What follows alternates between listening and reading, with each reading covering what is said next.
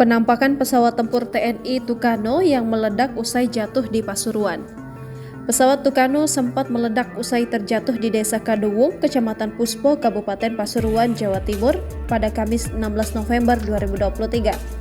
Sebelumnya beredar informasi pesawat tempur mengalami kecelakaan di Desa Keduwung, Kecamatan Puspo, Kabupaten Pasuruan, Jawa Timur, Kamis 16 November 2023. Informasi ini berupa video berdurasi sekitar 8 detik yang menampilkan bangkai pesawat militer di sebuah lahan.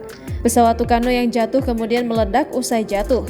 Ledakan itu kemudian viral di media sosial, namun belum diketahui kronologi lengkap insiden ini.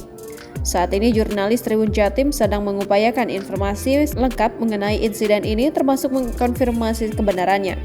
Bila dilihat dalam video, di bangkai pesawat terlihat tail number TT-3103 di bawah gambar bendera merah putih. Selain itu juga terlihat ada tulisan TNI di badan pesawat tersebut.